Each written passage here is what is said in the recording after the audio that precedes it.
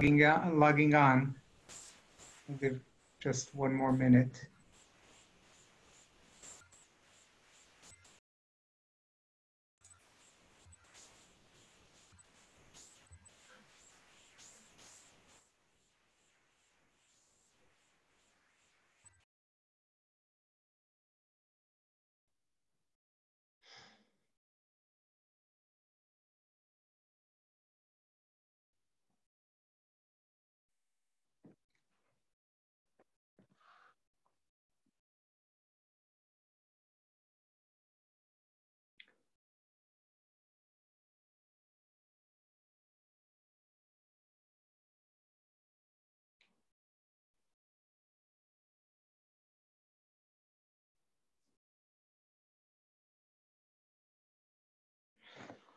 Hey, good evening.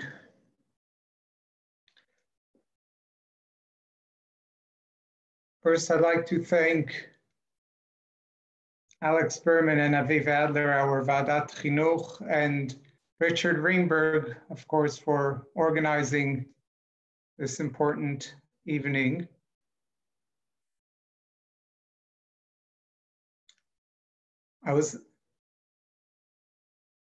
What I am about to say was described on the poster as Divrei Hizuk. I'm not sure that is what I'm going to say because I felt it's right to speak not about ourselves, not about our current situation, but obviously on an evening like this to speak about the Shoah. I often wonder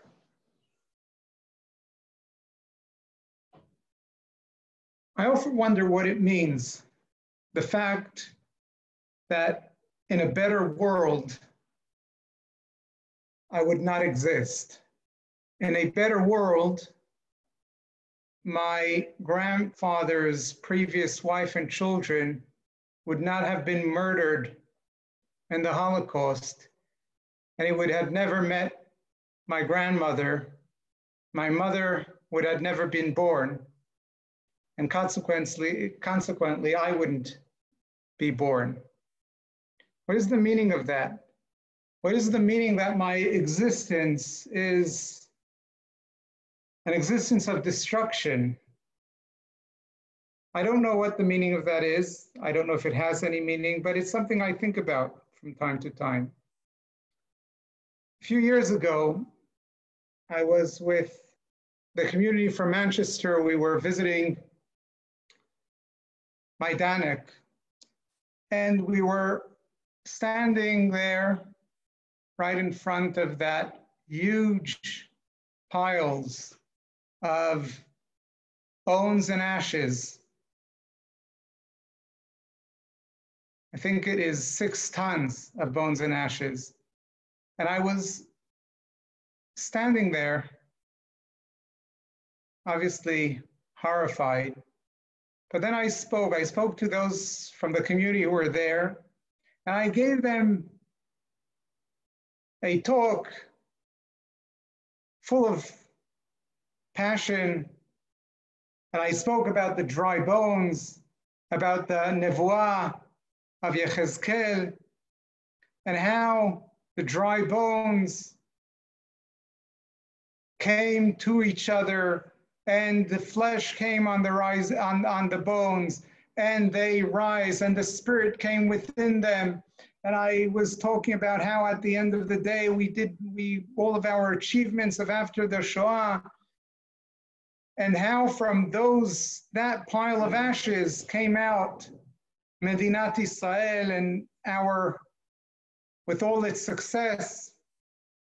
And I told them about my grandfather and about the fact that he lost his family, and about how the day that he passed away, he had about 80 descendants. Today, there are over 200 of his descendants throughout the world. And I was talking about those things, and then we went and we left. And as we were sitting on the bus, I was thinking to myself, what is it that I've just said? What load of nonsense? How am I standing on top of a pile of ashes of my people, of my grandfather's family, his wife and children, his aunts and uncles, brothers and sisters, and I'm pounding my chest and saying, we're the victors. No, we're not.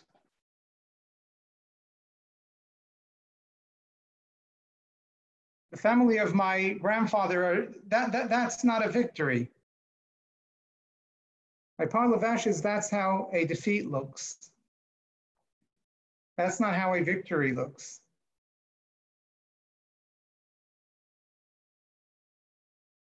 And since then I was thinking about it and what all that means.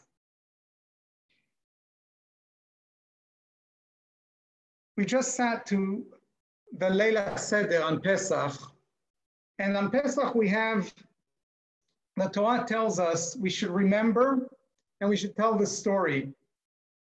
וזכרת כי עבד היית בארץ מצרים, למען תזכור את יום צאתך ממצרים כל ימי חייך. The word וזכרת למען תזכור is repeated again and again in the Torah.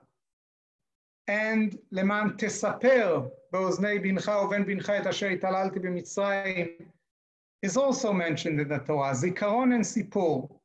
And Zikaron, memory, and Sipur, telling the story,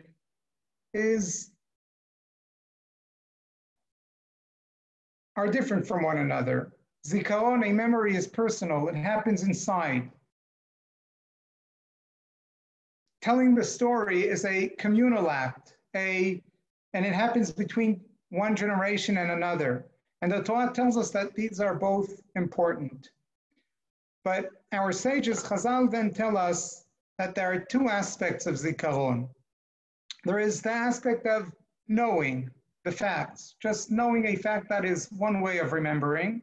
But then there is another aspect of Zikaron, and that is experiencing it, re-experiencing it, living it as if we are going through it. And when it comes to the Zikaron of Mitzrayim, throughout the year, we have a mitzvah of knowing the fact. Of every day we say in the bracha that Hashem took us out of Eretz Mitzrayim. We say it in the morning, we say it at night. And as Chazal say, Leman tizkor et yom tzidcha me'eretz Mitzrayim, kol yemei chayecha amim, kol yemei chayecha aleilot. Both days and night we remember. But then on the night of the Seder, we have another element of remembrance. It's not just that we know the fact, but we experience it. We relive it.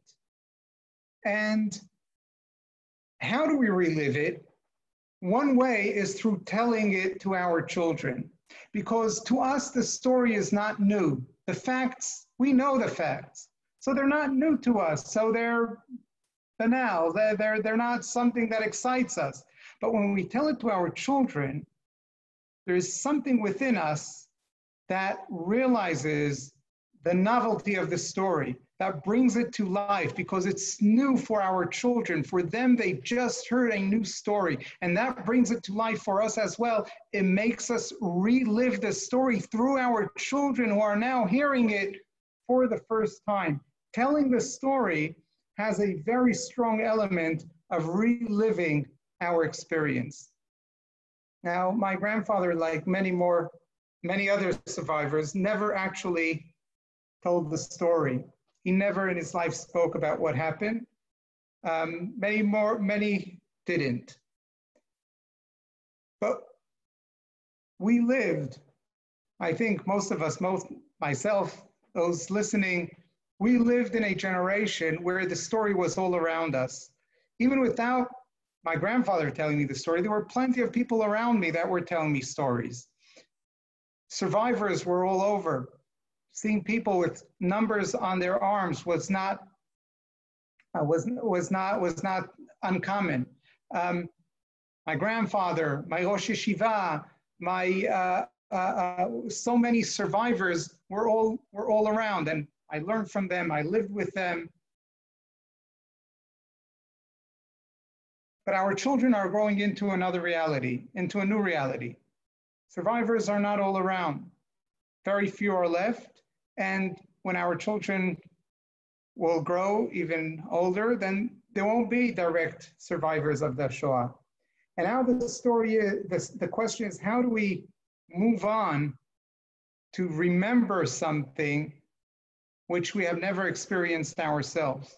So we knew people that experienced it, but our children are not going to know people that experienced it. And how do they keep the story alive for themselves? And I think here, the same story as Pesach, as Chazal tell us, Chayav Adam lirot atzmo ke'ilu hu yatsa mimitzrayim, I think the same as we experience our Geulah, also our Churban. It's true to our Churban. Chazal did that in Tisha B'Av when they formed the way we relive the Churban on Tisha B'Av. And I think that when we try and tell the story to our children, it should be the story and not through any lens of Tkuma, but through the lens of the Churban that was there, because the people at the Shoah did not experience Shoah Tkuma. They experienced Shoah. And when we tell the story, and when we tell it to our children, but we immediately tell them, but then we had Medinat Yisrael, and then look, everything is so wonderful. First of all, it makes us not understand the gravity of the Churban, of the destruction of the Shoah, where so many, first of all the personal tragedies, we cannot even fathom what it means, but the national tragedy of losing a third of our people, of losing the main place where our people lived was absolutely and totally destroyed. The Churban of the Torah that we are still experiencing, and when I say Torah, I mean in the most in the extended way, in the most extended way possible. When we say that it's not only the rabbis and the Rashi Yeshivot and the Gdolei Torah that were killed there, that were murdered and destroyed, the yeshivot that were destroyed, the Hasidic dynasty, Hasidut Alexander was the biggest Hasidic dynasty. Today, no one even heard about them. The fact, there are many people always make fun of Ashkenazim. They say, Sephardim, there are so many minhagim. There is a Bet Knesset Iraqi, Bet Knesset Bukhari, Bet Knesset Maroccai, Tunisai. But the Ashkenazim, there's only a Bet Knesset Ashkenazi. And people think it's because Ashkenazim care less about minhagim. That's not true. That's not true. If you remember the older generations, they cared very much about their minhagim. But how can you keep a minhag of a keilah when you have one guy from a village in Poland, and another one from a city in Hungary, and another one from a shtetl in Romania? They all get together. What minhagim are they going to keep? So we forgot our minhagim, we forgot our traditions. That's all, everything was gone. It's a whole world that was lost. And I think on Yom HaShoah, we should concentrate on that, less on the Tkuma. For the Tkuma, we have plenty of days to concentrate. And in order for us to understand, in order for our children and grandchildren to experience and understand the great Churban, we have to tell them the story of the Churban as it is. This is a sad day. I have nothing happy to say about this. Those are my thoughts of this day. And on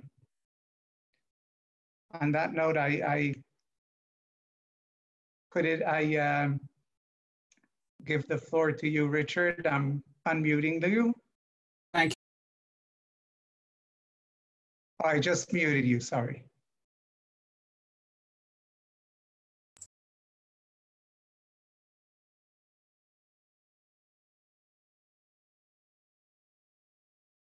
Can you hear me now? Yes? Okay. So I'm going to try and share my screen as well.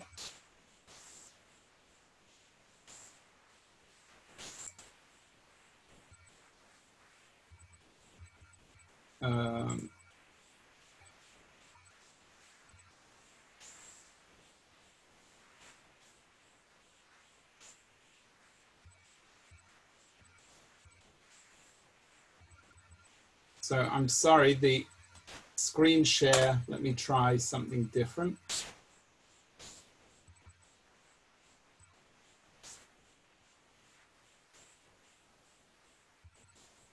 Right, I hope you can actually see the screen now. Now I hear you. You still can't hear me. I hear you. Yes? Everybody can hear me? Yes. Good.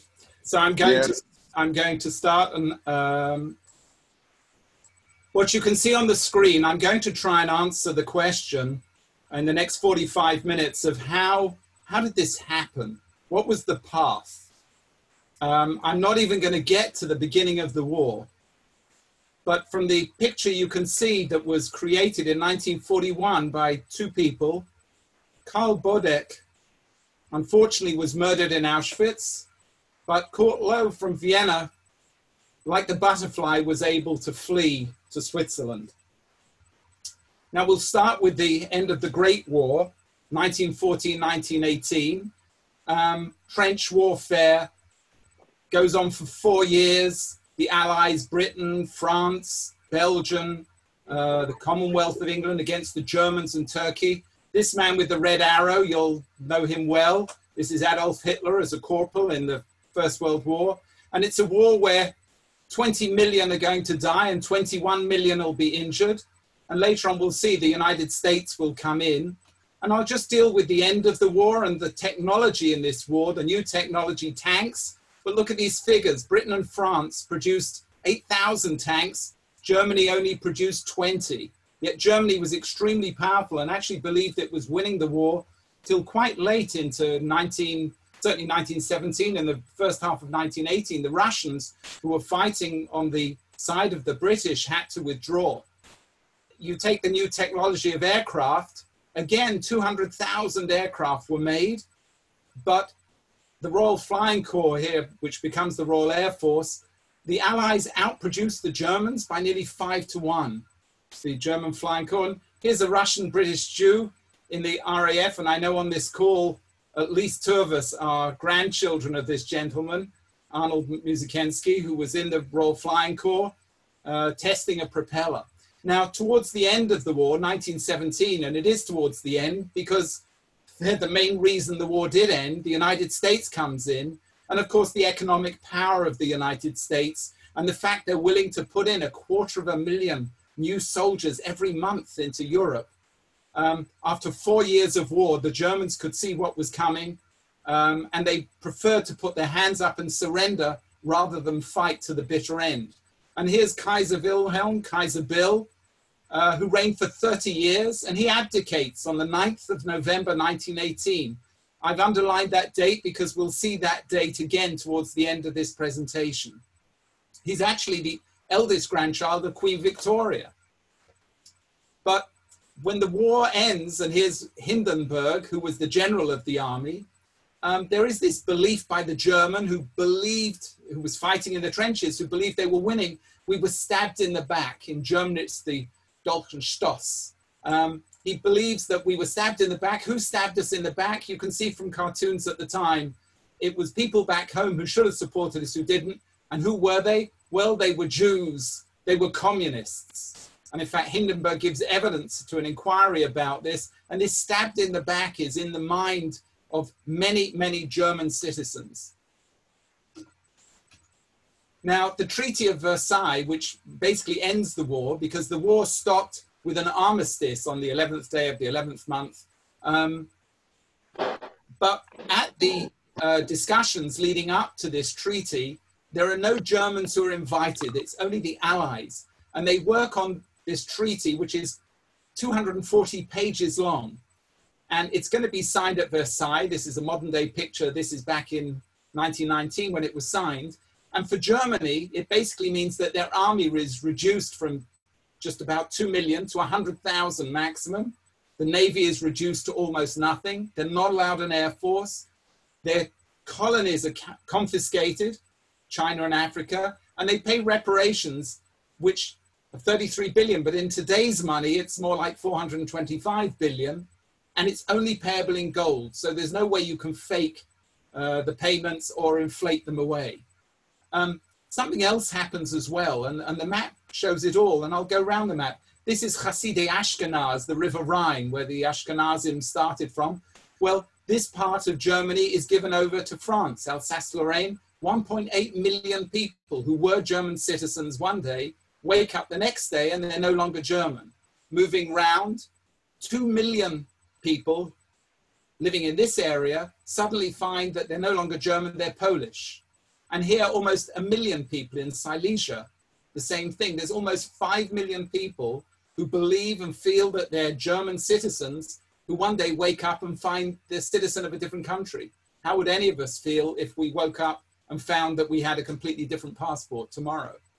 Now, the First World War also devastated many Hasidic towns. There were over 100,000 of our people who died. And in fact, if not for the Second World War, we would be saying many kinot to what happened to these Hasidic towns that were absolutely devastated.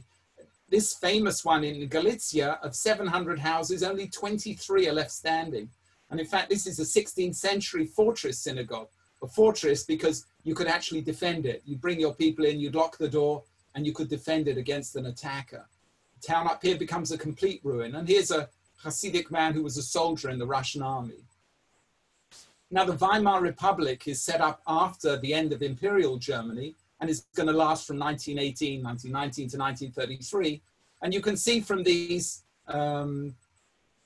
paintings, George Gross and Otto Dix, tremendous amount of damage that the war did to human beings that's apparent on the streets. The sort of society that is created in the Weimar Republic is something that is certainly worth a lecture all on its own. And perhaps this picture says it all, the decadence of the Weimar Republic, this wonderful Otto Dix painting.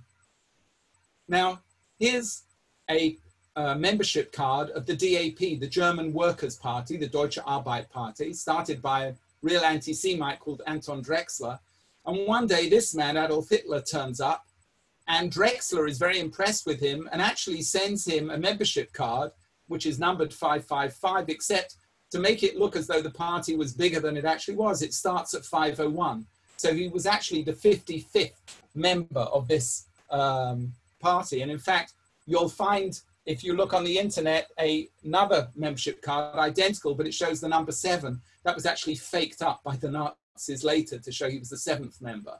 And this card is valid for closed meetings, right? And this is one of the problems in the Weimar Republic, the hyperinflation. And you can see one gold mark to the beginning of 1923 is down here, and you can't even work out what these numbers are. Look at this dress made of money and the decadence of this. 100 billion marks on a banknote.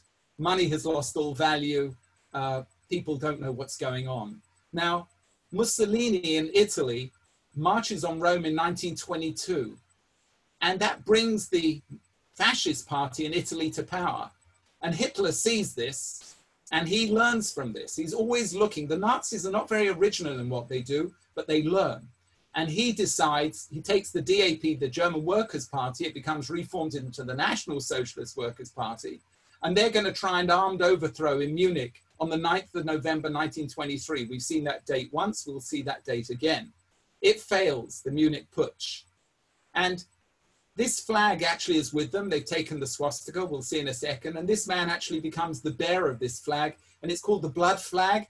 The National Socialist Party, they turned it into a quasi-religion, and this flag is touched on these other flags. There are 400 of these made. Deutschland erwache, Germany wake up, with the swastika and the National Socialist Workers' Party up there. This flag is touched on this, as it were, to make them holy, lahavdil. But that's how they see it. Now, the swastika originally was just a good luck sign, goes back thousands of years. Here it is in Israel, in a Moshav Shavei Tzion, right, from 350 CE. In Michigan, in Detroit, from 1916, a good luck sign. Coca-Cola had it in 1920s. And in fact, it's been around for a while as an anti-Semitic sign. Here's a booklet from 1912, and you can see the swastika the other way round on there. It means health, luck, success, prosperity. Now, Hitler fails in his Munich Putsch, the armed overthrow, and he's actually sent to jail. He's sent to Landsberg prison here. And this is actually a photo from inside the prison. And you can see it's not really a prison. He's treated as a political prisoner. And in fact, he's treated as a military officer, which he wasn't, who broke the military code, the civilian code, but not the military code. So actually his conditions are pretty good. And in there's Rudolf Hess. He's going to dictate this book, Mein Kampf, My Struggle. And he's only going to be in here for 9 months. You can see from the New York Times, Hitler's released in 1924. He's there for 9 months. And in fact, this book sells about 12.5 million copies. Very few people actually read it. It's very difficult to read in German. The German's so bad. In English, they did a much better job, but frankly, it's quite unreadable. Now, he's going to stand for election, and he's going to learn from what's around. This is from 1920 in Austria, Death to Lies. And you can see a Nazi wearing the swastika, strong hand. He's strangling a snake, and on the snake, Marxism, started by Karl Marx, who was Jewish, and Hochfinanz, high finance, banks, money, it's all about the Jews. And other posters are going to be very much, you see the Star of David, right, on the snake, are going to be of the same form. Now, they pick up on something that's been around for approximately 1,000 years, the classical Christian anti-Semitism, very, very different today. But here in Strasbourg, a beautiful city, you can see from 1230 outside the cathedral, these two ladies, and you see a lot of this around Europe, either on cathedrals or in documentation, in codices, codexes. And here's Ecclesia, representing the ecclesiastical authorities, the church with the crown and the chalice and the cross. And here's Synagoga, representing the Jews, the synagogue, with the Ten Commandments, which will be dropping out of her hands, with a broken spear that was used to spear, so the church alleges Jesus on the cross. And here around her eyes, and this is always the item you'll see, is a blindfold, because she's blind to the truth, so the church will say. And here from Notre Dame, again, you can see Synagoga is blindfolded.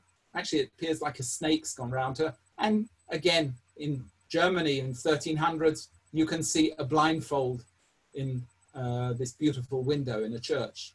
And the Judensau is another extremely anti-Semitic idea that's displayed again on the outside of churches, if you know where to look. Here's one from Germany in 1305. And the Judensau is basically the Jewish sow, the female pig. And the Jew is going to take, and you can see these are Jews, they're wearing the Judenhut, the Jewish hat. And they're going to take from underneath the pig, from the back of the pig, and even written Shem HaMeforash. They don't quite get it right, Shem HaMeforash. Right, Shem HaMeforash on the wall. And you can see these Jews. This is the first encyclopedia in British history from about the 12th century, the Garden of Delights, Horsus Deliciarum. And you can see this is hell. And here I've blown it up. You can see the Jews who are burning in hell. These ideas are fixed in the Christian mind in Europe.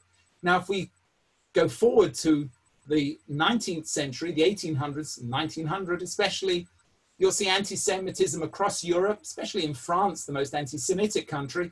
And here you've got the scandal from 1894 to 1906. There's a Hollywood film, a 12-year scandal about Dreyfus, Alfred Dreyfus. Secrets are being leaked to the Germans. There's only one Jew in the French high command. There's Captain Dreyfus. It must be him.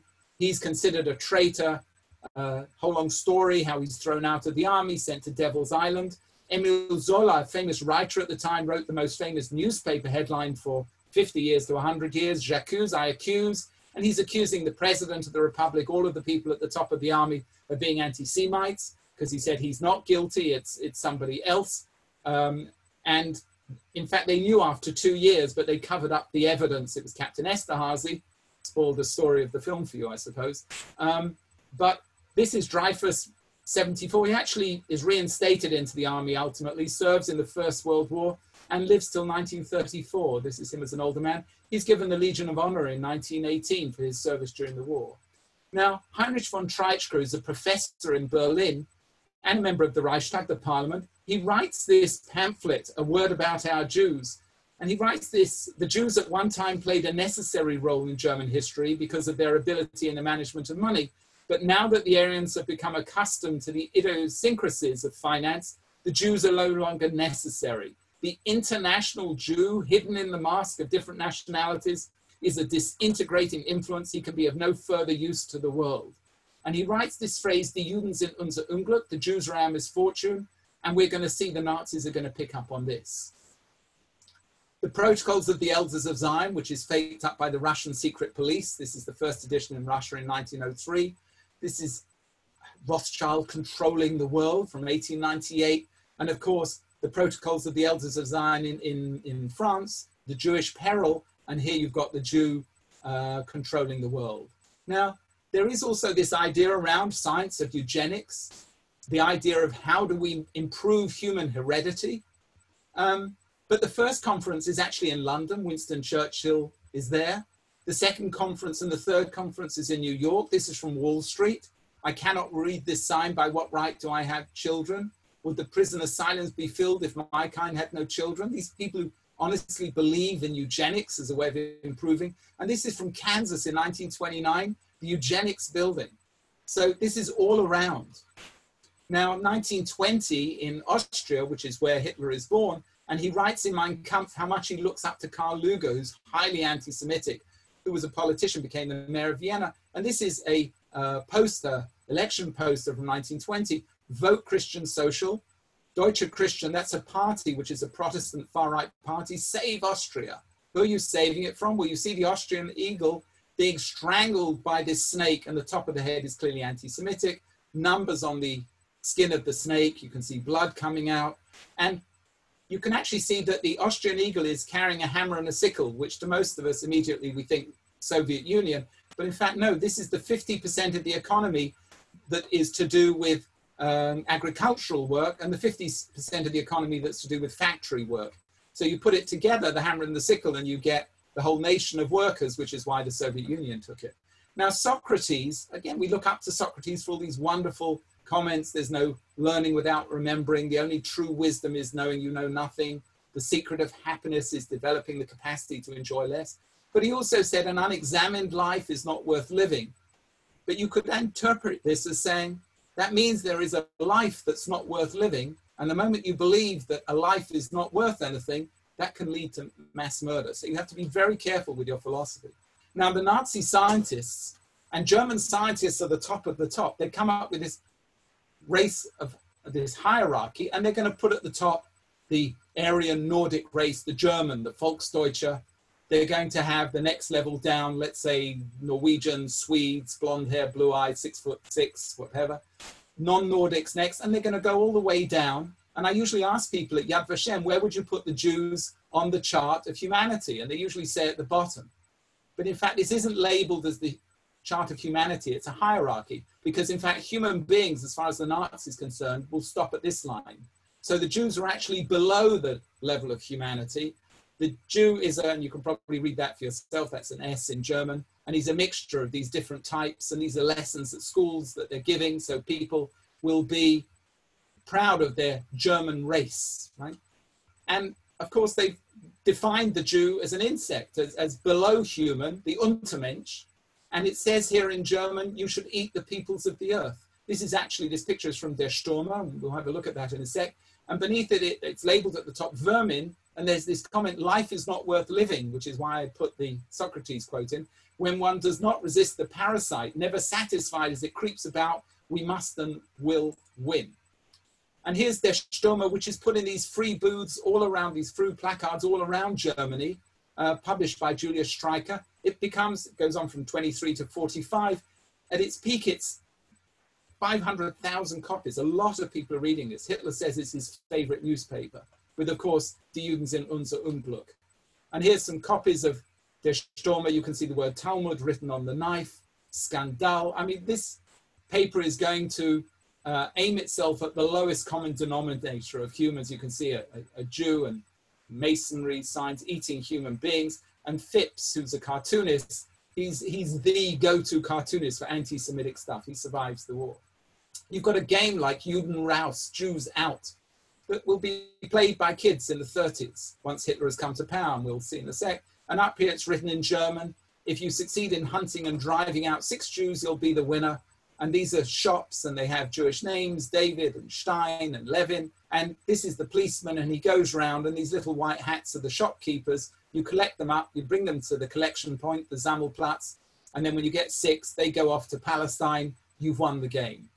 But this also has been around for a while. Here's a postcard from 1902, and you can see them driving out the Jews, the Germans. Here's the German eagle with its little eaglets, and nach Palästina, right? So everything can be tracked back. Now, Hitler wants the support of the German people, and he's going to come up with ideas. Everyone should have the Volkskühlschrank, the people's refrigerator. There's an advert for it. But in the 1930s, everyone should have a car, the Volkswagen, which we know as Volkswagen. Here's the original logo, which is closer to a swastika. KDF, Kraft durch Freude, strength through joy. And the idea was you'd save this up a few marks a week. In fact, nobody in the Second World War ever got one of these cars. It only went to the Nazi high command.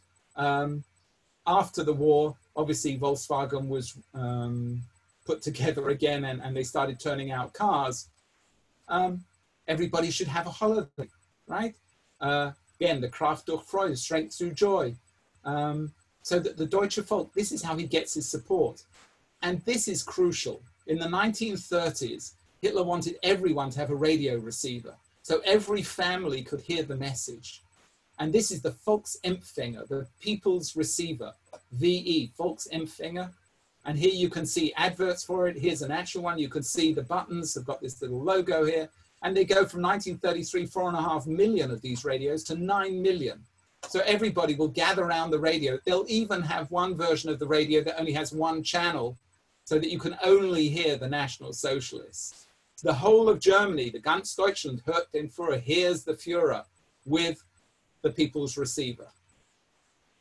Now, the elections in Germany after World War I, 1928, the NSDAP, they're only going to get less than 3% of the vote. And in fact, women, very early on in the world, Germany is one of the first countries where women can vote after the Weimar Constitution of 1919, and they reduced the voting age to 20, but they still only get less than 3%. But in 1930, 2 years later, it's 6 times as much. What happened? Well, 1929, we know what happened in America, especially the Depression, and America pulls in credit internationally, and Germany has been borrowing money right, left, and center to try and build up. Hitler knows he wants the war, actually. He knows he's not going to repay the money, so he's been borrowing to build up German industry. But when the Americans start to pull in the credit, it hurts. And the unemployment soars, and that's why you get a 6-fold increase, which in 1932 is going to double again. And now the Nazi Party is going to have 37%. They're the largest party in the Reichstag, the German parliament. In fact, there's a second election in November where they drop a little bit. But here you've got this sort of poster for workers, Arbeiter. Whether you work with your head or your brawn, your muscle, vote for that man who was a frontline soldier, Hitler. And being the largest party, Hindenburg has to accept that Hitler, who he doesn't like, can become chancellor, makes him chancellor on the 30th of January 1933 in the belief that because he doesn't have a majority, that they can control this upstart Hitler. Boy, was he wrong. That night, they have a victory march through the Brandenburg Gate. And this is the house actually where the president of the Prussian Academy of Arts lives. He's a Jewish man, Max Liebermann, 85 years old at this stage when he's leaving a polling station, actually the year before. You can see a Hitler poster. If you remember a while back in Gurlitt's home, the stolen art, they had the 2 riders, which sold for about $3 million. And he comments when he sees this picture, because he sees it from his house, he says, I couldn't possibly eat as much as I would like to throw up. Now, having come to power in January 33, a month later, this happens, the fire in the Reichstag. It probably was set fire by a Dutch communist. Who put him up to it? That's another question. But the fact is, it burns down. I actually took this picture in the front of the Reichstag about 4 years ago. It looks the same from the front, looks very different from the back. But Hitler goes to Paul von Hindenburg and he says, look, the communists are trying to take over Germany, which is extremely worrying to all the non-communists in Germany. I need special powers. And he's given, under this Reichstag fire decree, special powers.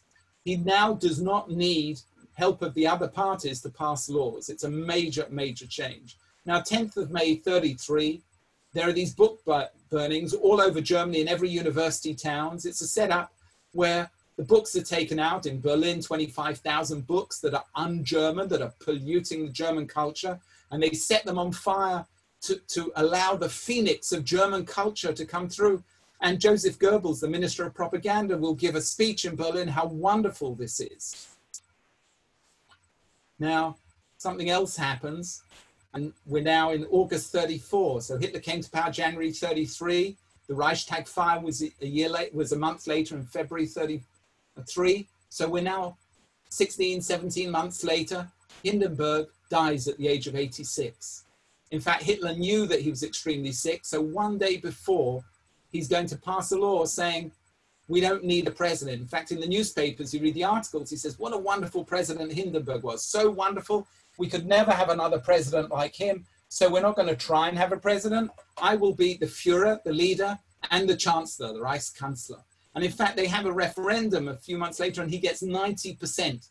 Of course, I'm not sure who's counting the votes and how fair this is, but he's shown to have 90% support. Now, they're setting up this system. Now, ein Volk, ein Reich, ein Führer. One people, one regime, one leader. And the fact is, by law, because he's not going to pass hundreds of laws after he's got the right to pass laws, he's going to pass hundreds and hundreds and hundreds of laws. And you're going to have, if you're in the army, to give a vow of allegiance, not to the country, but to the leader, to Adolf Hitler personally. All the judges are going to have to do the same.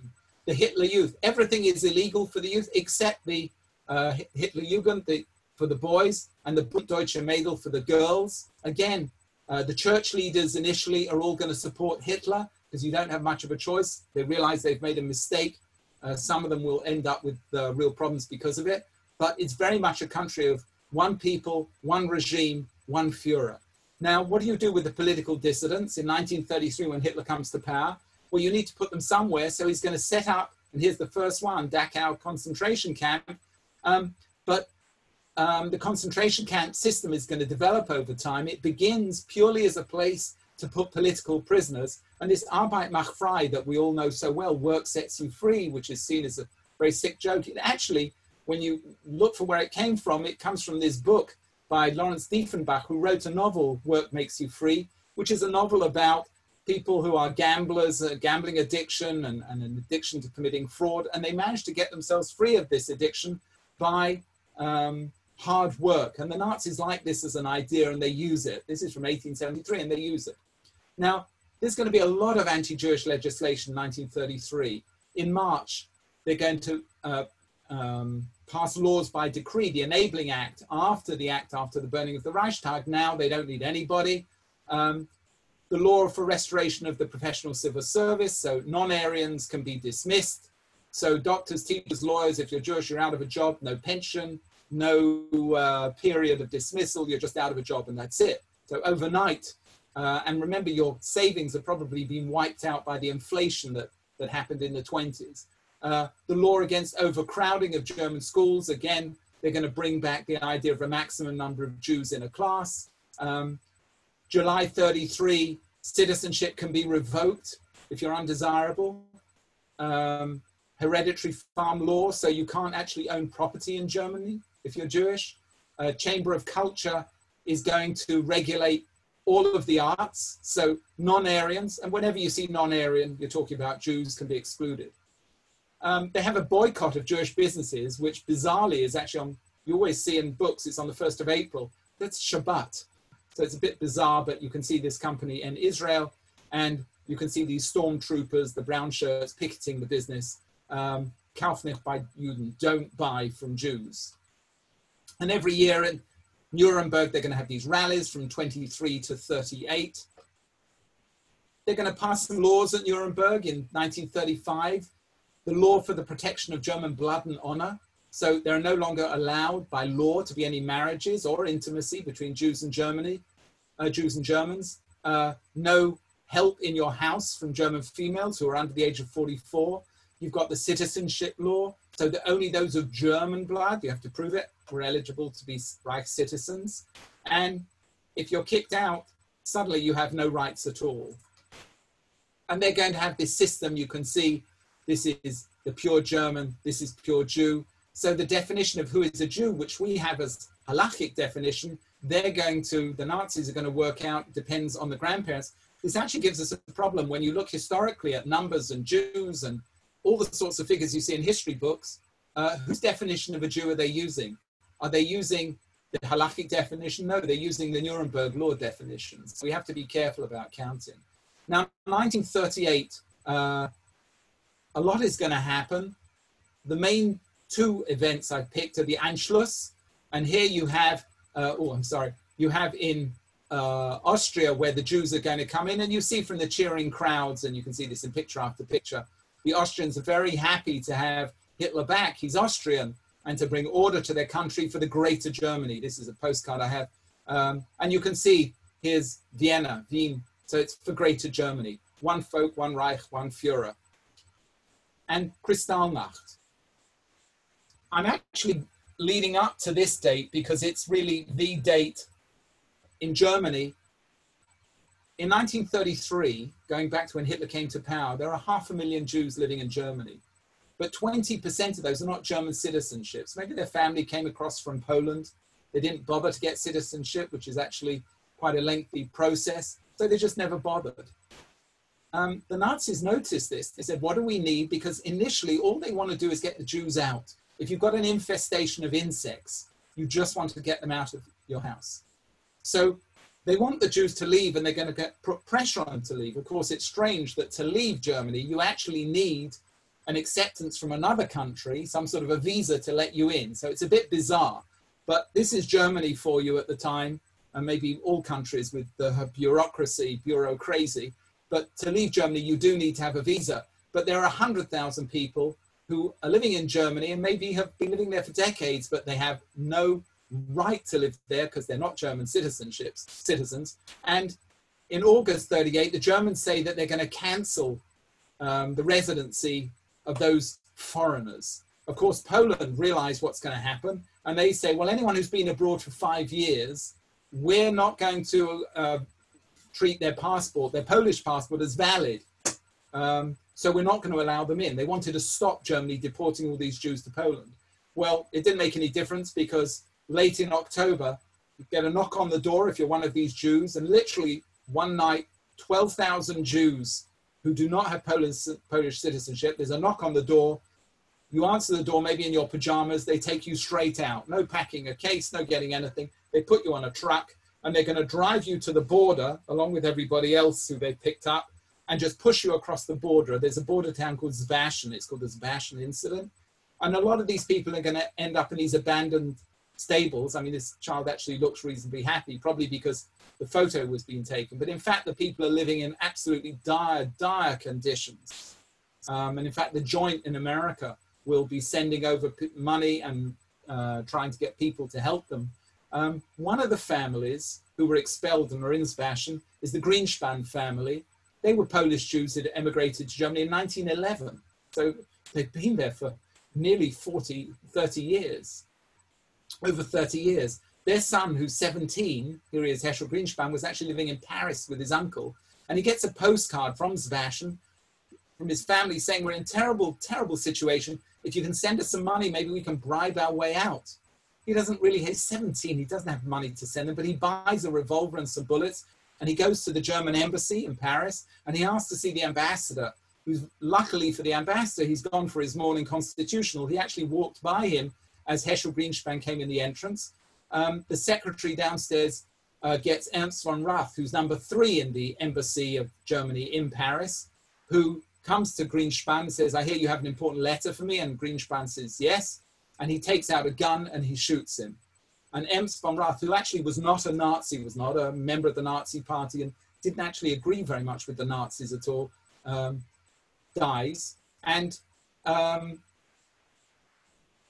This date, the 9th of November, we've seen twice before, is now going to be used by the Nazis. It's a little bit of pinning the tail on the donkey, but this is resounds, it reverberates in the minds of the German. This is when we lost our Kaiser. This is when we lost the war.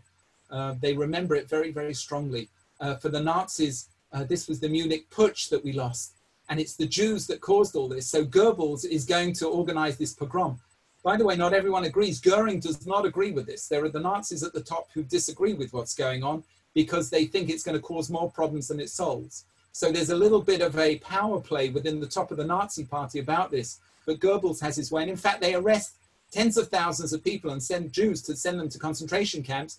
If your family come and you show that you're going to leave the country within 3 weeks, you can actually get your relative out of the concentration camp, because still at this stage, the Nazis just want to get the Jews out of Germany.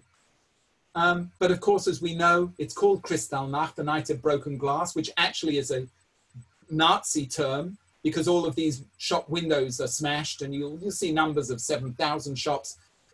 Many, many thousands of shops are destroyed. In fact, if you go to Germany today and you give talks, you have to call it Reichspogromnacht, the night of the pogrom. They don't like the term Kristallnacht because it's seen as very much a Nazi term.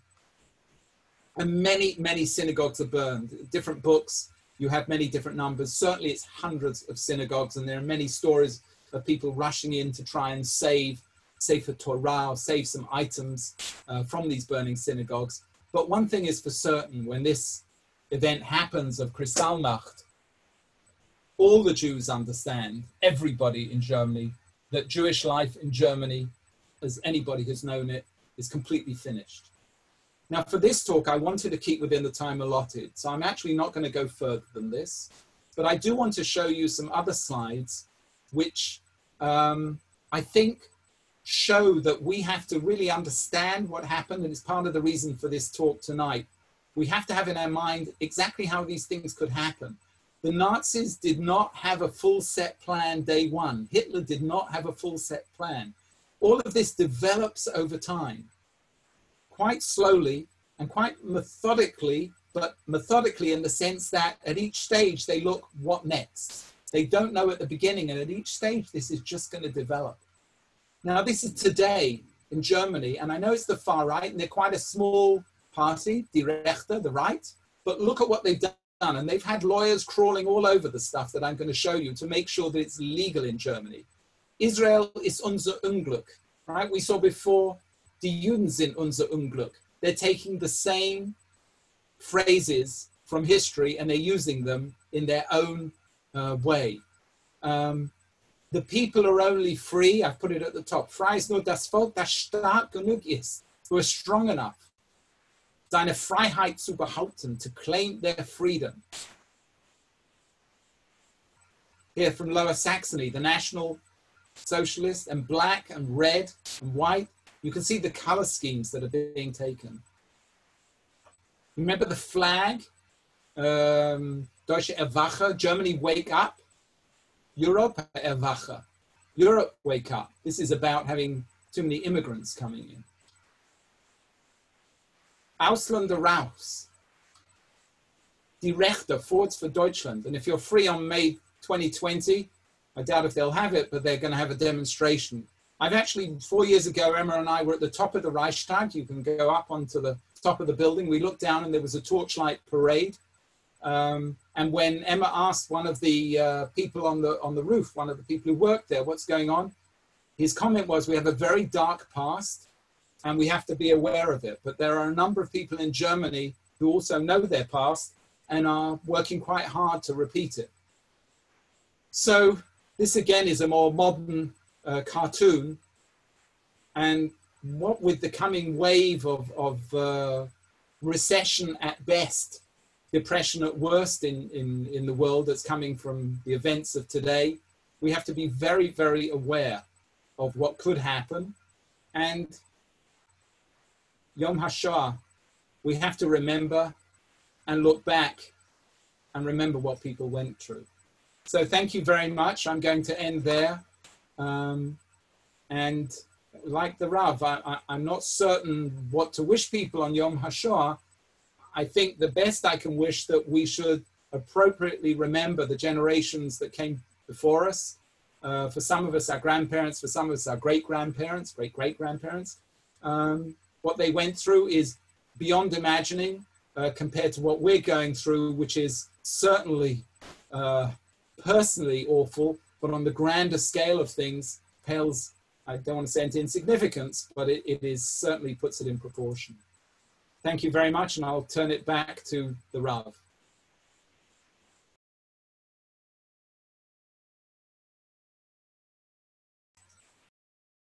Thank you very much, Richard, for a very educating and enriching presentation.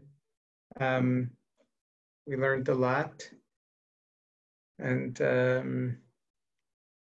yeah, I'm not sure what to wish tonight. As you said, I think there is.